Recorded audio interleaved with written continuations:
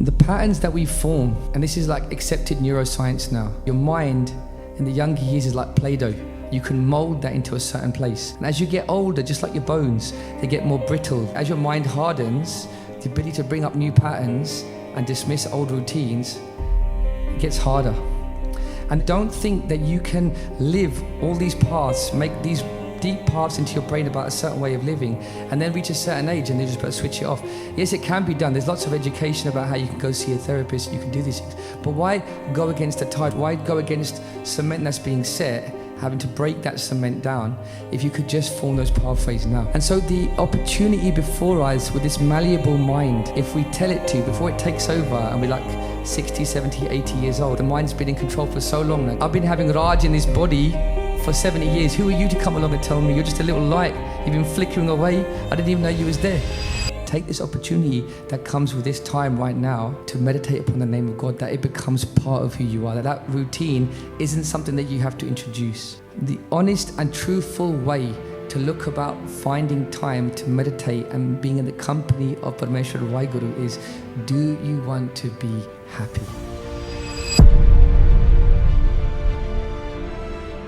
परम सत्कारयोग गुरु खालसा साध संगत जी, गाज बाज के फतेह बुलाओ। वाहेगुरु जी का खालसा, वाहेगुरु जी की फतेह। We're all blessed to be in the company of Tan Sahib Sri Guru Tegh Bahadur Ji Maharaj. They are the one. They are the 9th form of Sri Guru Nanak Dev Ji Maharaj, and in just a few weeks we're going to celebrate 350 years since they would undertake upon this earth such an act of courage, of compassion, of valor, that they would give such a sacrifice that would never be matched again unto this day. That Guru Tegh Bahadur Ji Maharaj, when they would hear the plight of 5,000 Kashmiri Pandits that have walked beneath the banner of Sri Guru Nanak Dev Ji Maharaj, walked underneath the same Nishan Sahib that we all walked underneath today. As they begged the Guru Bi Maharaj, they're telling us we have to give up our dharam. That Guru Tegh Bahadur Ji would take their plight as their own, because they're Jagat Guru. Nij Kar Dekhio Jagat mein. We'll come on to that in just a moment. But they are the Jagat Guru, they are the giver of all sanctuaries. And in Bhai Jeta Ji's Sri Guru Katha, they record an account that when Guru Tegh Bahadur Ji, who's heard this plight, that they go and challenge the Mughals who are converting by force everybody to Islam, who refuse the invitation to convert. That Jalaluddin, the executioner, as Guru Tegh Bahadur Ji is brought forth, who's refused to convert, who said to the Mughals, I challenge you, leave these people alone, don't extort them, don't convert them, let them be free to practice their dharam. As Guru Tegh Bahadur Ji has taken that plight as their own, and in Chandani Chowk, in the chains, in the cage, they're presented before the whole world to see. In this time, Jalaluddin and the executioner, they see all of these people that have come together to watch, to witness, and to strike fear into the hearts of those that would seek to challenge the Mughal Empire, that those that would be sought to otherwise be inspired by the courage and the valor of Guru Tegh Bahadur Ji. The executioners are told to call out, are there any others among you in the crowd that would like to meet the same fate?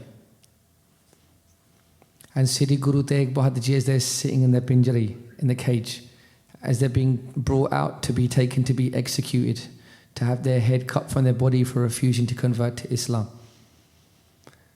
The call is made, is there anybody else here today?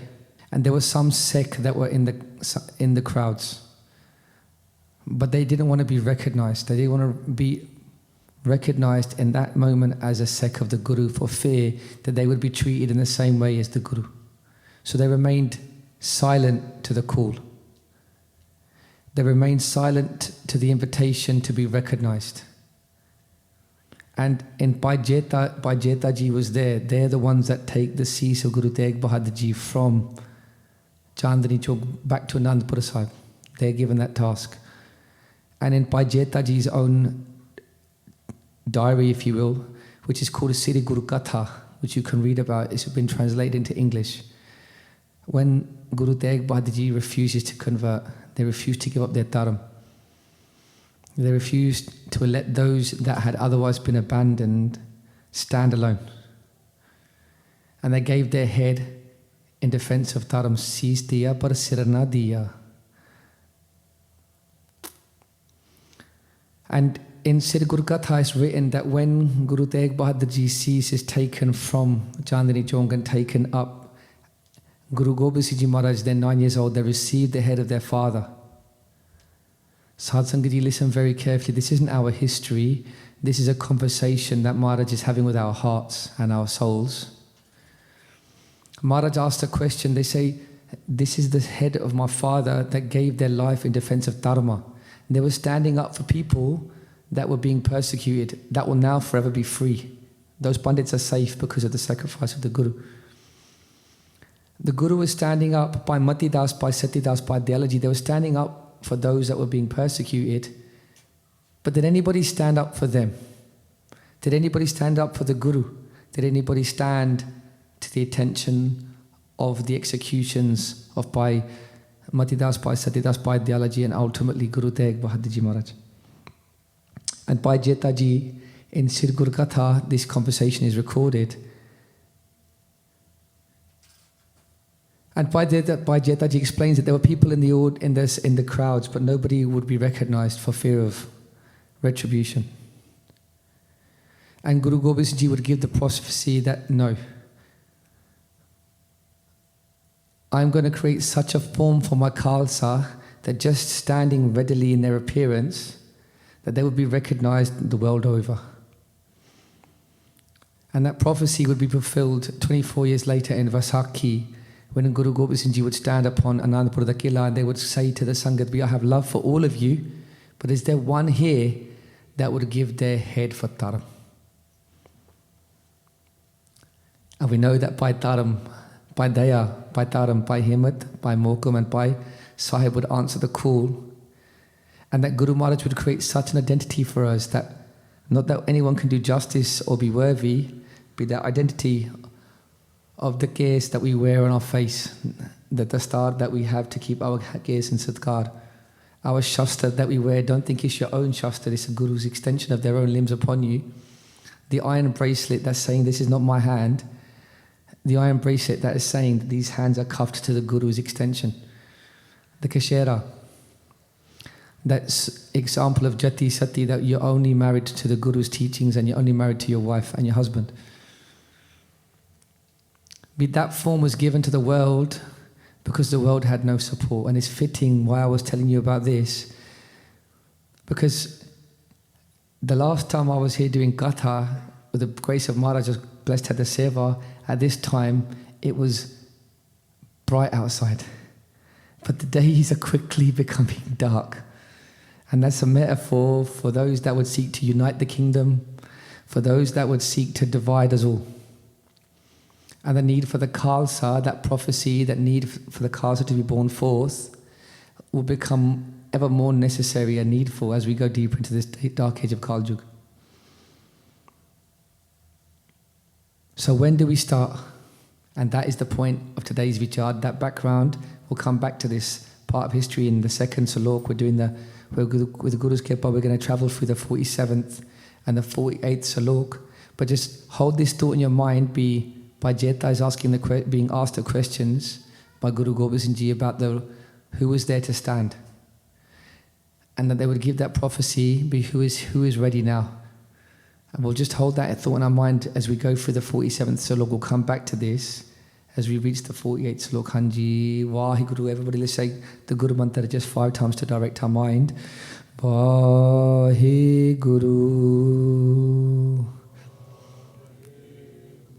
Vaheguru, Vaheguru,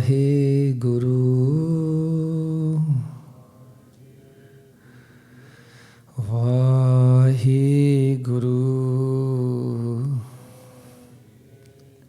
Vaheguru.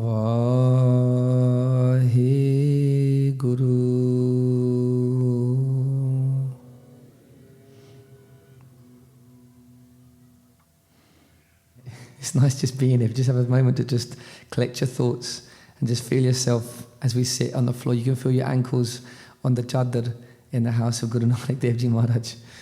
You can just feel the weight going through your back into the ground. It's like I'm at home. Many of us would have had thoughts about whether we're going to make it tonight. I've got schoolwork to do, got universities to apply for. If you haven't done your UCAT already, whatever it is you guys are doing at the front row, never ever missed a katha. Always got your love, man. Many of you got housework to do, responsibilities to come home to after work. And those doubts that come into our mind are part of this dark age of Kal Yuga. But as we sit here, sure as we're sitting here right now, you are also so sure that we made no mistakes, that there's nowhere else that we could be. That when we sit before the Guru, getting here is always a bit uncertain about whether we're going to make it or not. But as we sit before the Guru, we never sit here and go, we made the wrong choice. There's all these wonderful examples of making the right choice in terms of health and fitness. They say, one of these wonderful memes I've seen, it says, you're knackered until you get to the gym. And once you're in the gym, you're so glad that you went past that mind. And these are all like worldly analogies. But as we sit before the Guru, all of the thoughts and all of the cautionary tales that the mind is telling us, you've got more things to do, other things to do, the Guru God will still be there. These are all just tricks upon the mind. And you have to take a soti to that mind. And why it's so important that we just take stock of how we feel right now is when that time comes next week or the week after, or when you get married and the days that follow then, when your responsibilities have increased, we reflect upon these times to say, yo, no, I know that when I'm there, there's nowhere else I'll need to be. Sadhsangat, the patterns that we form today determine the nature of our DNA tomorrow. In fact, Guru Maharaj is talking about this just now. They say, Sir Kampio pag dagmag nain jot teheen, kaho Nanak eh bid payo tahu na har ras leen. Maharaj is saying, be Sir Kampio. They're talking about an old age. So they're talking about a time when your Javani has passed, when you're no longer in the Naujawan. And in this dark, as you are living longer and longer, and the flexibility in the hips is starting to go, the speed of the jab and the cross is not there, and the weights stack much more heavily upon your chest. You can't lift what you could lift, and you start to feel that the cold of the winter is actually piercing a lot deeper. What happens is your body starts to respond physiologically, and Guru Sahib's talking to the physical state. They're saying, Sir Kampio, pag dagmage nain jot teheen. A time will come, Sir Kampio, when your head, Sir apane Sir, Kampio, Kampi meaning to shake. Sir Kampio, paga dagmage, and your feet that carried you so carefully and confidently through the world, saying, I've got this, you haven't got to go to the Guru, but I'm nimble and I can travel quickly out of the way of trouble. I don't need anybody to help me. Our feet that would carry us often into wayward paths confidently, saying, it's okay, I got this, to negative places, it's okay, I still got this. Maharaj is saying, Sir Kampio, paga dagmage, those same feet dagmage, they're staggering now. The weight of their actions and what they've borne upon your back, because you pick up from all the places that you travel on your feet, you carry that weight on your back. Physically you carry that weight, and spiritually we carry that weight too.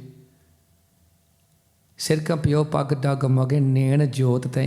our eyes that saw it vividly, saw everything so bright, it gave us so much assurance that I can judge exactly what I need myself.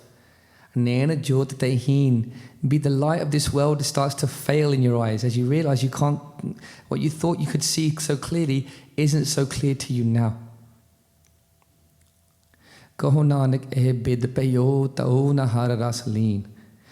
is saying that at this time, what happens? That this is your bidhi, this is your nature. And what happens? Even in this time, why do you not reflect and start taking the ras of the name of God into your days? So this is Guru Tegh Bahadur Ji asking us the question. And as I was preparing for this time together, that we would reflect together, I was listening to some katha from one of the greatest that we have in the current day. Their name is Nij Kar Singh Ji. They've not been to the UK for a few years, I think since before COVID. They might be coming next year. If they do, check them out, they're amazing. And Gyani Kalwan Singh Ji, they've done the katha of this salok.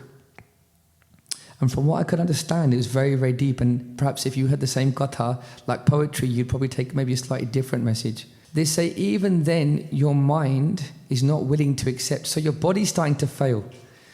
So if you just reflect, Sir Kampio, dagmag, your head's shaking as you're getting old. The nervous system is failing you. Dagmag, your feet are staggering. They can't carry you with so much assurance as they did. Your eyesight ain't quite what it was. Even with all of these things, but you know, your mind is just as sharp, telling you, I know best, I know best, I know best. As you get older, it's not that your mind becomes wise. So your body is reflecting your situation. Gyaniji is saying, as I understood it, that your body reflects the truth of your situation, that you are nearing the end of this chapter of life. But whilst your body is willing to mun, your body is relenting to the nature of physiology. Your body is relenting to nature and the processes of breaking down. Your body is saying, I'm old now. I can't walk. I can't really hold myself together and I can't see so well. But your mind is saying, it's okay, I got this. Your mind does not then at that point reflect. And it reminded me of my great-grandfather. So this is my Nana's father. And he must have been over 100 years old when he passed, when he left this world. And he's sitting in the front room of my Nana's house. My Nana's looking after him. My Nana is quite old at that time. And I was having a chat with my great-grandfather. And I said, Sama aa gaya, tusi amrit chakko, tiyar ban lo. You're going to be leaving this world soon. At least now take amrit.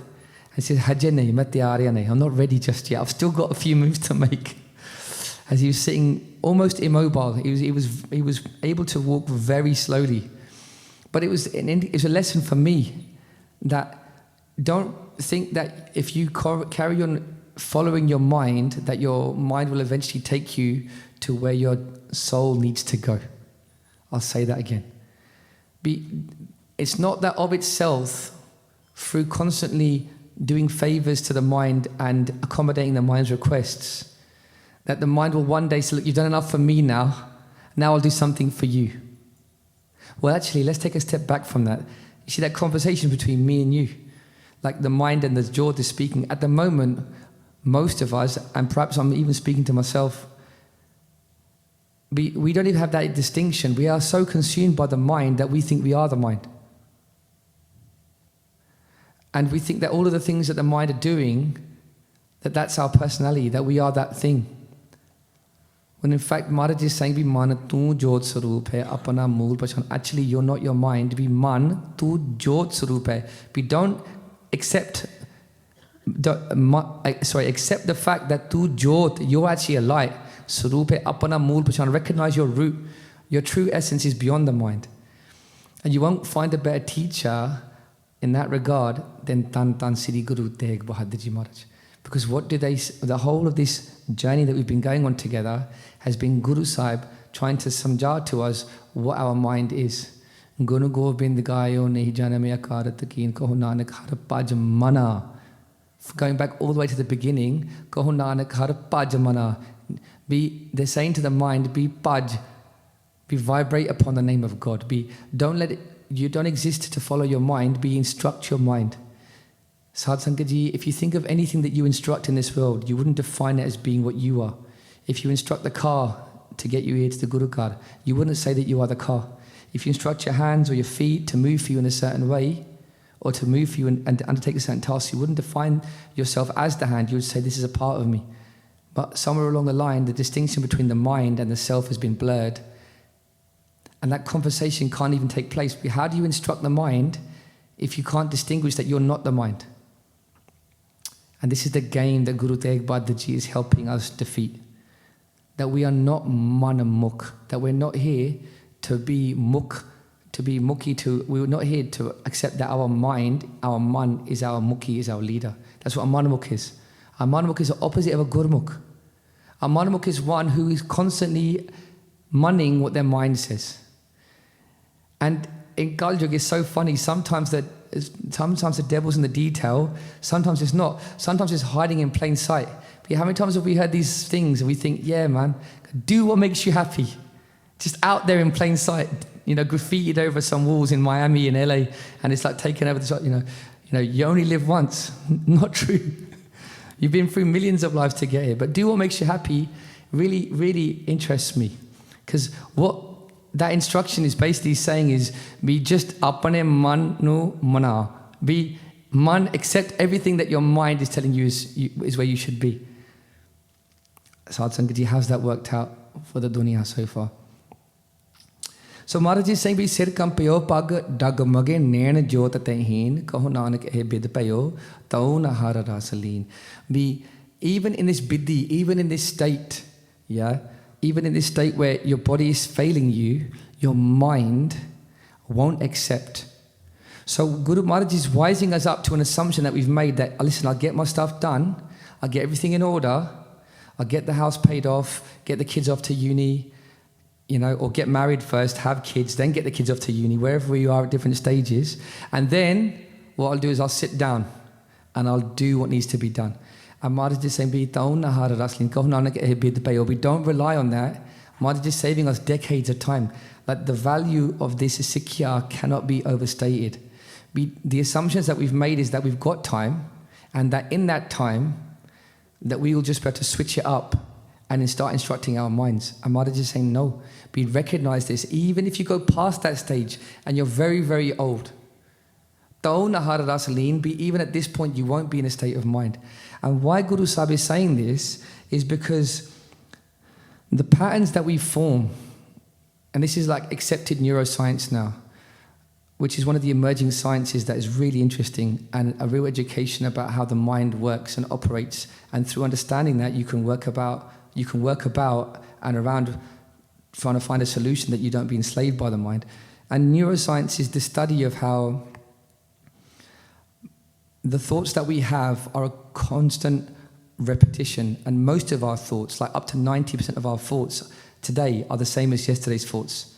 About 10,000 of the thoughts that we have every day, we have about 100,000 thoughts, and about 10% of those are new thoughts. Most of them are just recurring traumas and patterns that just replay themselves every single day. And what Guru Sahib is alluding to in my interpretation is what they're saying is that whatever you have done in Bachpan, whatever you have done in Javani, whatever you have done in the youth, that is going to form the DNA of what you're capable of doing in older age. So like, if you think about it this way, your mind in the younger years is like Play-Doh. You can mold that into a certain place. And as you get older, just like your bones, they get more brittle and less malleable and less able to absorb any fractious design or any sort of accident that you have, or any opportunity to try and bend. Just like your bones are brittle in this way, as your mind hardens, the ability to bring up new patterns and dismiss old routines, it gets harder. And there's obvious examples of this, Sadhu Sangat Ji, in the superheroes of our mothers and our grandmothers. How many of us have got a mother and a grandmother that can't deadlift what you can deadlift, but they're able to stand at the kitchen sink in the langar hall at a 45-degree angle, right? And they're just in there 1, 2, 3, 4, 45 minutes, an hour later. And we're in the gym. We're like we're benching 80, 90 kg. We're deadlifting 100, whatever we're lifting. You try and stand at that, you try and match them toe to toe in the kitchen sink. You can't do it. You're looking at me, it's true. You know what I mean? And the truth of the matter is that a matter of the body? Clearly not, from the example just we gave. It's a matter of that mind being conditioned, right? And so the mind is saying, I can do this. And our Bibia and our Mama have been able to do this for decades. And so they're carrying that teaching, that ability into old age. My mother-in-law, who's like a gurmukh, she's like, I was joking around with one of the lads that if Kalju became Pargat, if they like took a physical form and took Shastra, the person I'd put in front of them to fight, it wouldn't be any of the lads that I know. It'd be my mother-in-law. Because she said the Guru are always doing seva, my father, they're just proper gurmukhs, right? Now, the really interesting thing is that she's getting to an age now where picking up the grandchildren is not easy for her. But you should see her in the Gurukar. In the Gurukar, she has like an energy of 10 men because she's got this understanding on a neural pathway. These are things that I've done. I believe it. It's already done. Every single day I can do this. And so on those days when we need people to step up, she's not at the back, she's at the front. And that's down to those neural pathways. And Maharaj is saying to us, we don't think that you can live all these paths, make these deep paths into your brain about a certain way of living, and then reach a certain age and they just switch it off. Yes, it can be done. There's lots of education about how you can go see a therapist, you can do these things. But why go against the tide? Why go against cement that's being set, having to break that cement down, if you could just form those pathways now?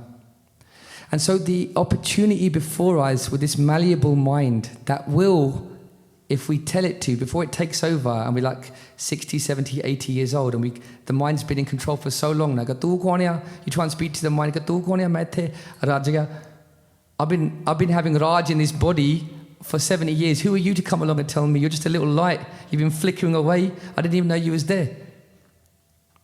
And so the opportunity now, Sadh Sangat Ji, and I'm speaking to myself more than anybody else, but please join me with this opportunity, is take this opportunity where we have the opportunity, and the word opportunity really is the key word here. Take this opportunity that comes with this time right now to have the opportunity to meditate upon the name of God, that it becomes part of who you are, that part and parcel, that routine isn't something that you have to introduce. This is the very purpose for which we have come into this world. Maharaj says, Ganiji gave us the bachan before, all other karaj, all other things that you're here to do, you're not here to do them. They won't be of any they won't be of any fruitful labor for you. Those tasks won't build you anything that you can take with you. Sirf mil sadh sangata bhaja and vibrate upon the name of God. So Maharaj is saying to us from a very practical level, and this repetition is intentional. This repetition is very intentional on my part, because I'm trying to do the very thing, which is break down those pathways of, I've got time, let me just get what I need to get done. No, that is just all incorrect.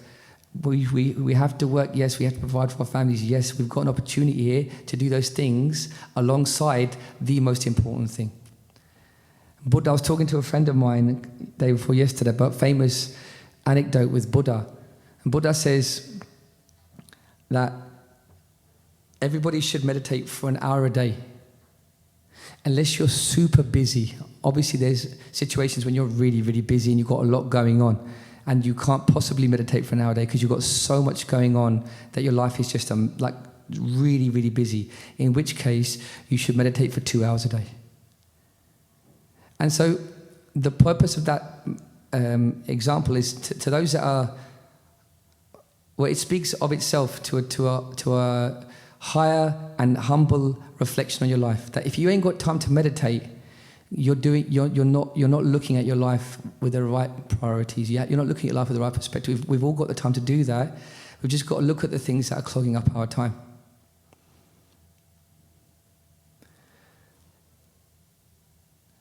My father-in-law built a shed at the back of his garden. And it was a beautiful shed. He's an amazing artist. Every wall was straight, pitched roof, put the felt on there, really, really nice. It was like 5 meters by 5 meters. You could have put a pool table in there. It would have been amazing, I was like, this is going to be lovely. But very interesting, Sergeant G, when he built that, because he's got a history in property and building, he put these shelves on the side and he just filled it with all these half-used tubs of paint, extension cords, old rusty stores, because we're going to need these things at some point.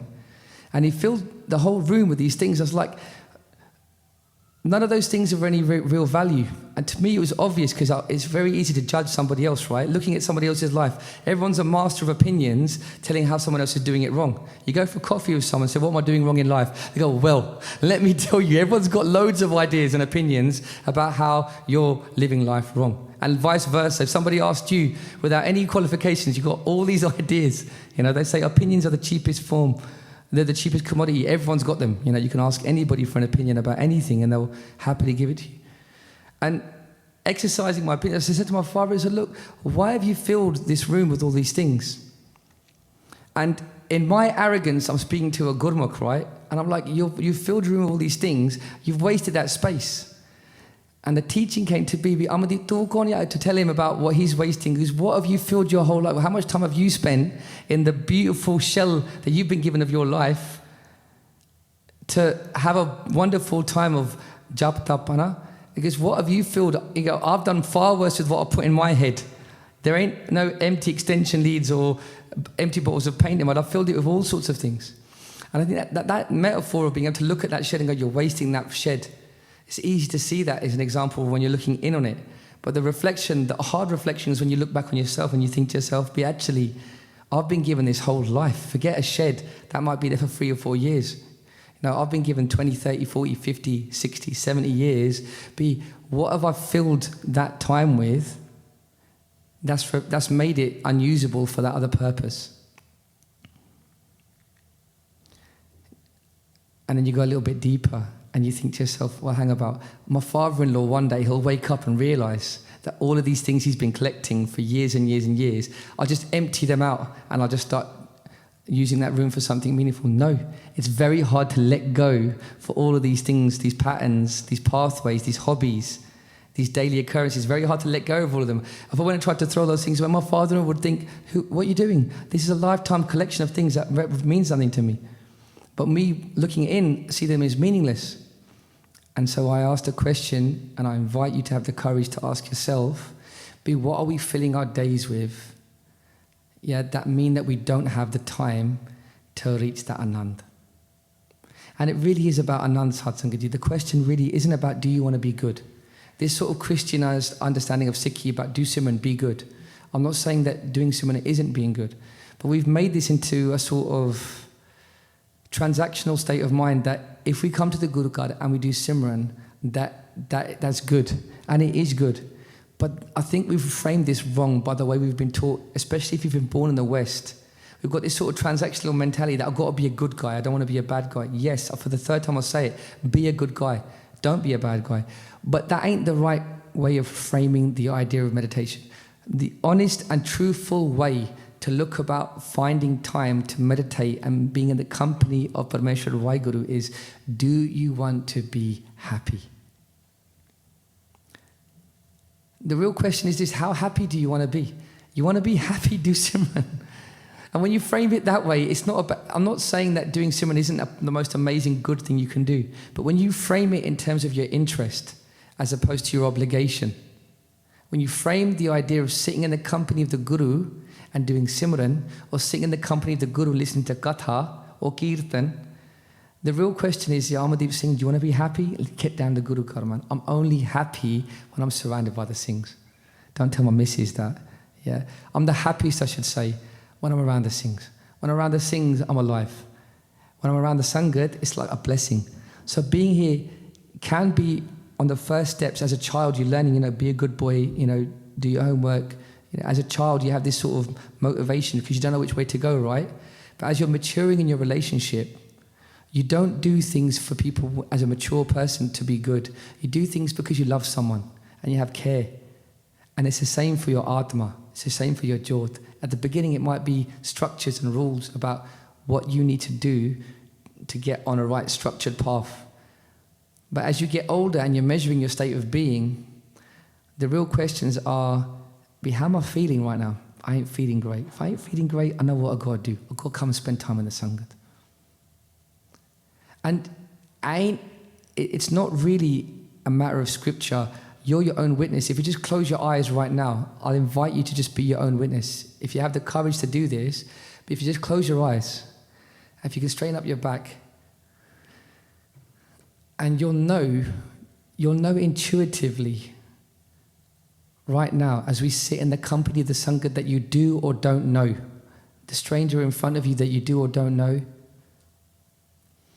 as you sit in the company of the Sangat with your eyes closed, with Guru Maharaj just above you and just in front of you, you'll know that it's been at least half an hour since the world's problems have been in your mind. You'll know that right now, you're in a state of sahaj, in a state of peace. And you know what, Satsangiji, as you got your eyes closed, we could learn from our children or our youngers, right? When they're happy and they're in a sahaj, they smile. We've lost this ability to communicate how we feel. As we sit before the Guru in a state of sahaj, we open up your heart and just smile in front of Guru. Imagine, it's not really imagining, but Guru Sahib sitting in front of you, right? And as we sit in Sehaj, because they've allowed us to do Matha Tek, they've allowed us to do Parikrama, to walk around them, they've allowed us to sit in the Sangat and listen to their beloved Shabad.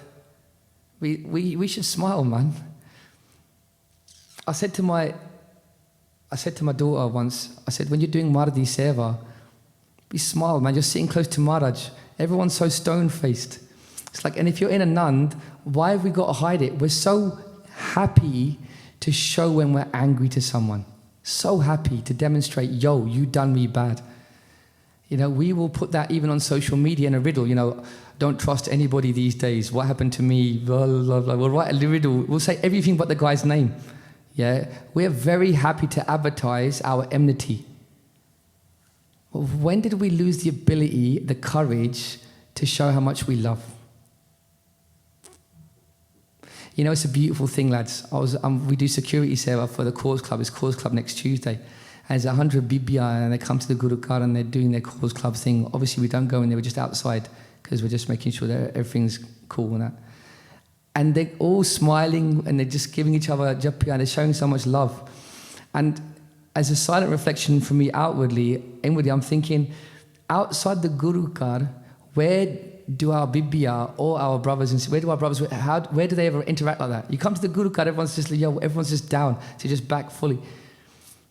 And then why, if that's the case, in the Guru Ghar, if we're most happy and most free, why do we deny ourselves the daily routine of coming to the Guru Ghar?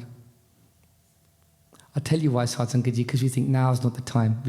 When we get older, we'll do it when we're older. And Guru Sahib saying to us, we said, Kampio paga dagmag nena jot te na kaho nanak eh bid payo tao na har ras leena.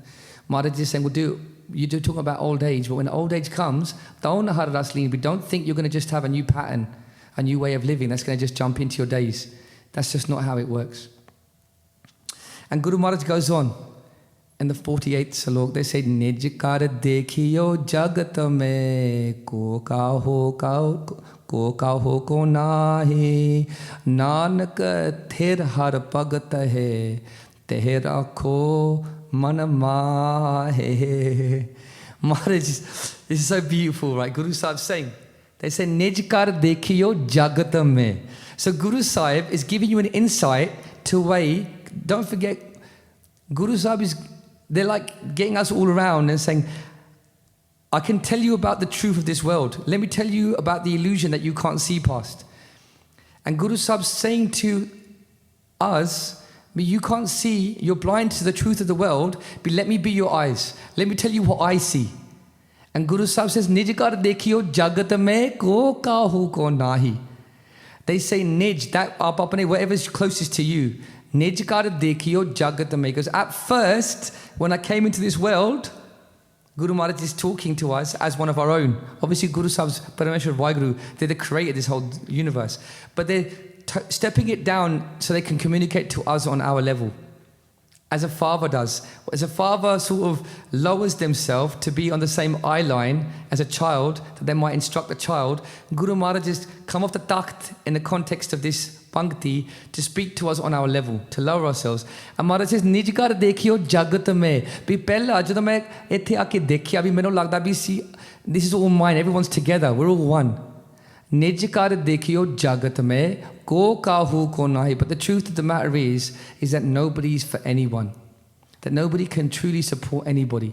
This idea that we have each other is just an illusion. But how can we be the support for another when we are not even a support for ourselves? That's not insulting anybody, that's just a statement of fact. But how can we be the support of another when we can't even be a support for ourselves? Maharaj explained to us that we can't support ourselves, we have to go to one place and one place only. Maharaj says, what is that place then? What if no one's for us? And no one can stand for us, and no one can actually stand by us in the truthful sense, in the higher sense. But what is there to do to seek that support? And Maharaj says, Nanak thir har pagat hai, teh rakho man maahe. Maharaj says, the only thing that is nischit, that is completely steadfast, thir. That is one of my favorite words. Thir means that whatever comes, I'm not moving. That I will be a support to whoever has taken this support, that I will not move under any under any weather, storm or rain or thunder. That I will forever be steadfast and a support to those that have taken me as their support. What is that? Maharaj says, Nanak thir har pagat hai. The only thing that's our support in this world. If you look at the word pagat here, so before the tatta is a sehari. Sehari? Hanji. Nanak thir har pagat hai. So pagat means it's the one that does bhakti. But when you put a sehari on that word, in that word before the tatta, that word becomes the action, becomes the noun. Maharaj is saying the only thing that is your support in this world, Nanak thera har pagat hai, is when you undertake the bhakti, when you have the courage to shut everything else down and all the other demons that might lurk on your doorstep to come in, the door of your mind, when you shut it all down and go, look, I'm actually going to sit and have the courage to look inward and go against the whole riti, the whole way of this world, and undertake bhajan on the name of God. Akho Satanam Sri.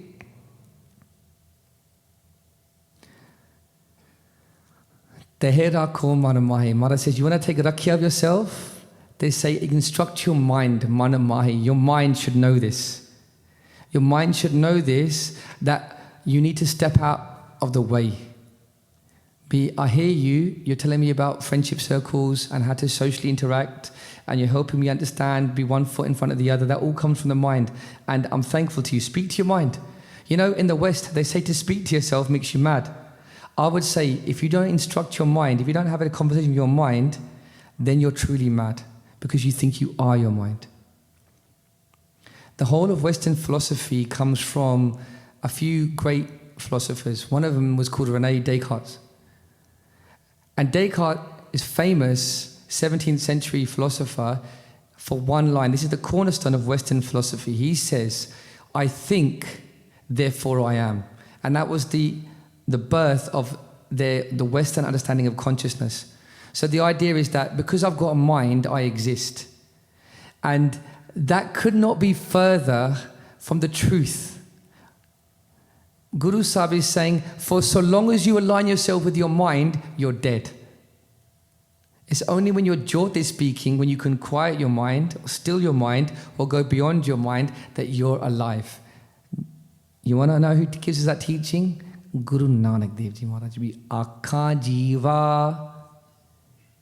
Akha jiva visare mar jao. Maharaj says, Akha jiva, I'm only alive when my true essence is able to speak, when my true essence has a voice. Akha jiva visare. In other words, when I'm hidden behind the thoughts of the mind, mar jao. I'm dead while I'm alive. You thought The Walking Dead was a TV series. Guru Pyari Sadhsangat Ji, the whole world's walking around, but they're not really living. But I came into this world thinking everyone was for all, right? And what came to my mind as I was thinking about that was our beloved grandfather, Sri Guru Tegh Bahadur Ji Maharaj. When you take Amrit, Guru Gobind Singh Ji is your father, Mata Sahib Deva is your mother, and then I'll take Guru Tegh Bahadur Ji, my grandfather, any day of the week by extension. Guru Tegh Bahadur Ji Maharaj, our grandfather, I just imagine them in the Pinjari. That royal king is in the Pinjari, and in that moment, the call is being made, be, is there any other Sikh among you? And all those that would otherwise be recognized as Guru Sahib is sitting on the takht, as they have the chor wave above their head in Anandpur Sahib, they all remain silent. And at first, as I was thinking upon it, I was like, yo, does that mean that we shouldn't be in the Sangha, that the Sangha haven't got us?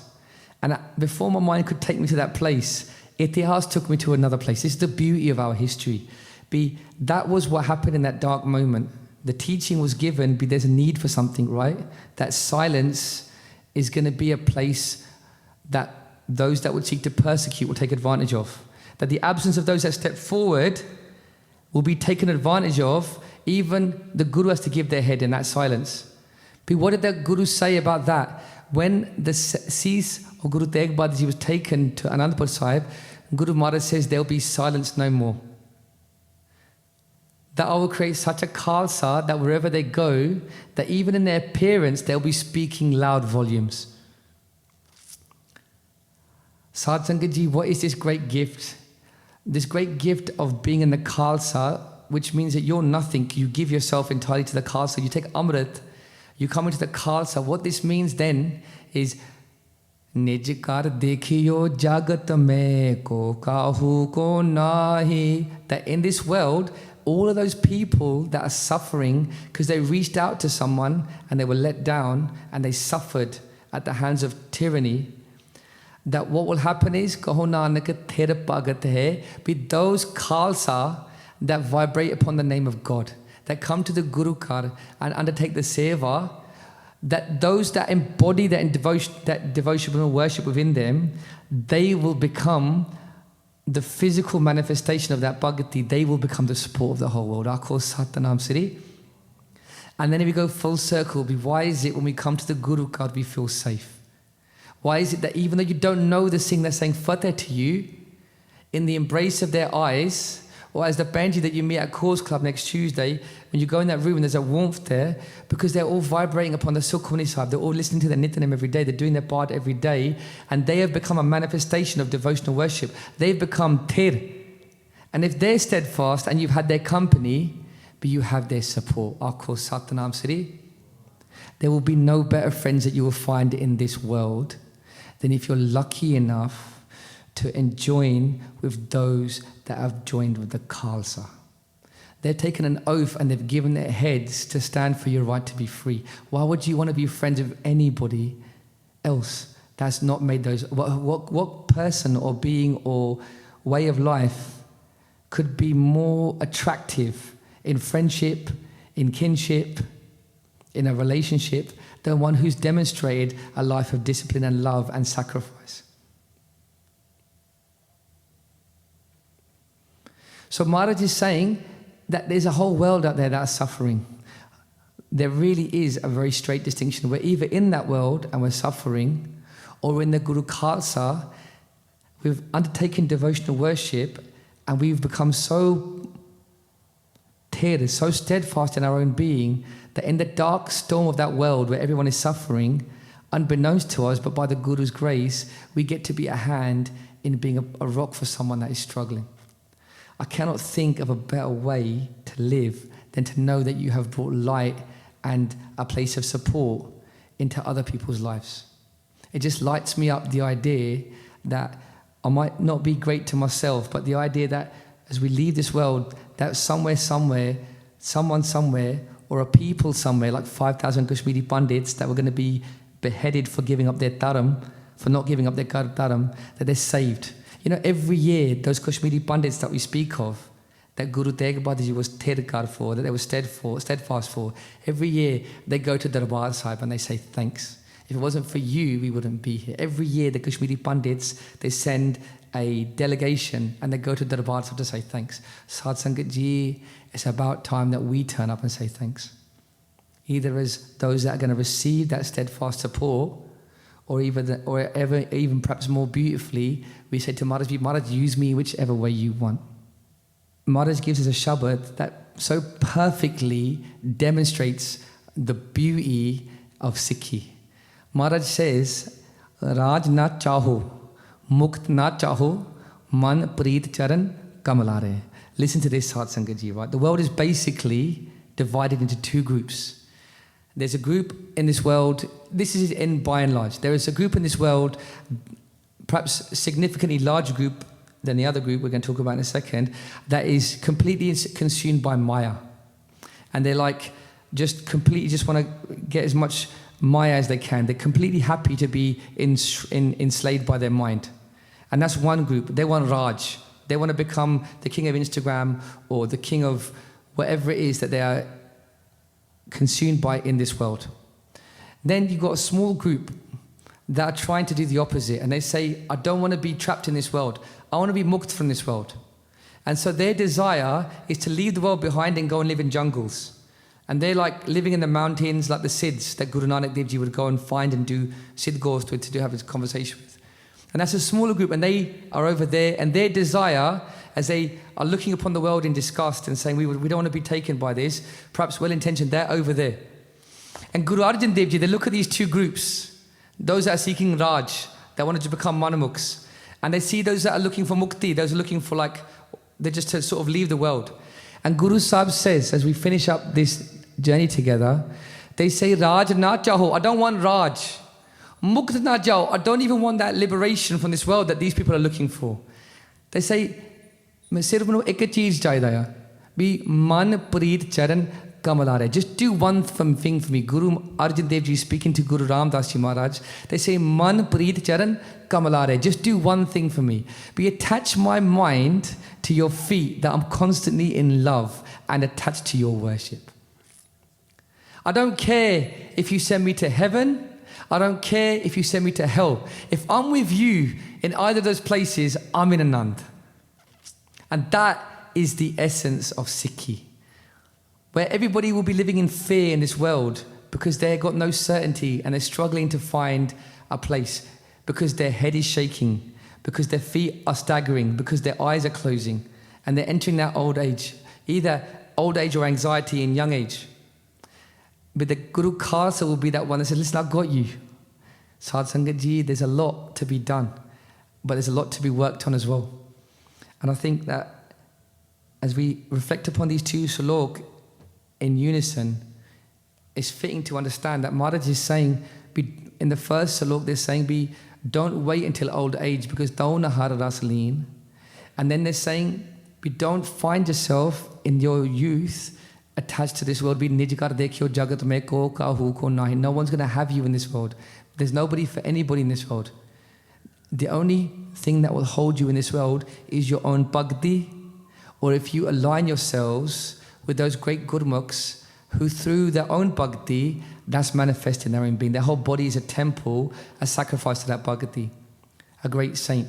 And Sadh Sangat Ji, the last example I'm going to just share with you as we finish up this journey, time's always against us, so much more we wanted to talk about, is there was a great saint that walked upon this earth and made such a loud impact upon this earth just 30 years ago. Their name was Sant Jarnail Singh Ji. Many of you will have heard many things, but one particular thing comes to mind that isn't shared so often as perhaps it should. And I'd like to just share that with you now as we finish up this divan. Is that Sant Jarnail Singh Ji, when they were giving speeches and they were being interviewed, there was a Gnostic journalist, like someone who had a lot of stubbornness. And this journalist came to challenge Sant Jarnail Singh Ji on many things, many questions, many things to try and bring about an apparency of contradictions. And when they go to see Sanji, the Singhs come to recognize that this guy's a bit of a Gnostic one day, he's a bit of a closed-minded person that's just there to try and cause controversy. And so they tell Sanji that this person is here. But Nij Kar Dekhio jagat mein ko kahu ko nahi. Nanak tera har bhagat hai tehra ko man mai. That last line of that last bhakti, Maharaj says that those that have undertaken devotional worship, they become the form of support.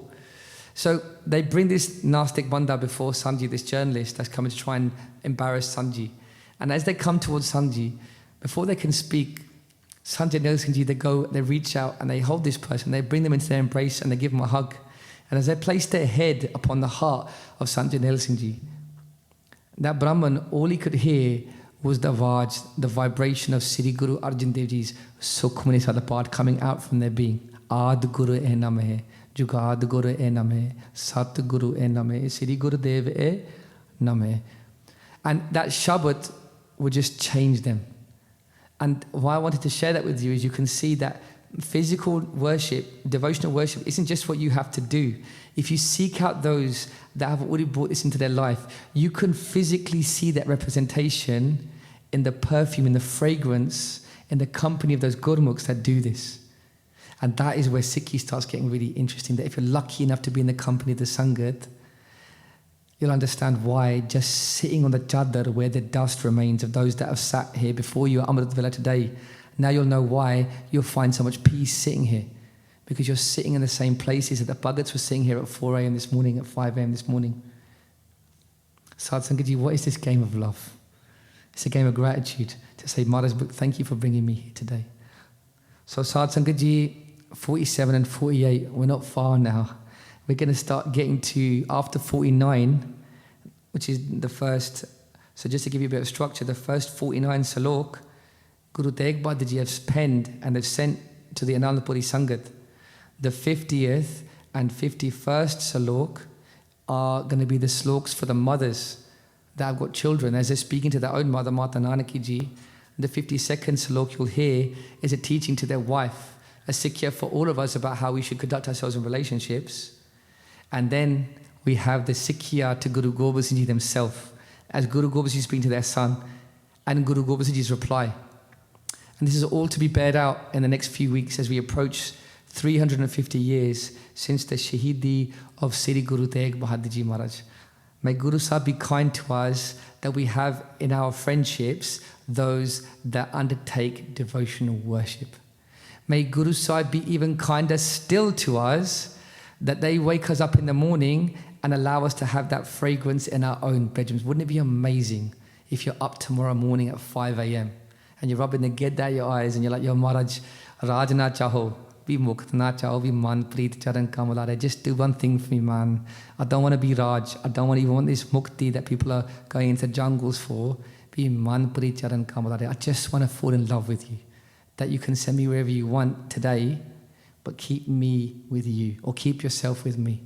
So sir Kampio paga dagmag naina jot tehi na kaho Nanak bid payo to na har ras leena Nij Kar Dekhio jagat mein ko kaho ko naaye Nanak thir har pagat hai teh rakho man maaye Lekhe kathe ne छुटिया खिन खिन पुलनहार बख्शनहार बख्शे नानक पारे उतार वाहिगुरु जी का खालसा वाहिगुरु जी की फतेह. If you enjoyed this video, please like, comment, share and subscribe. Please donate and help spread Guruji's message. Link is in the description below. Vaheguru Ji ka Khalsa, Vaheguru Ji ki Fateh.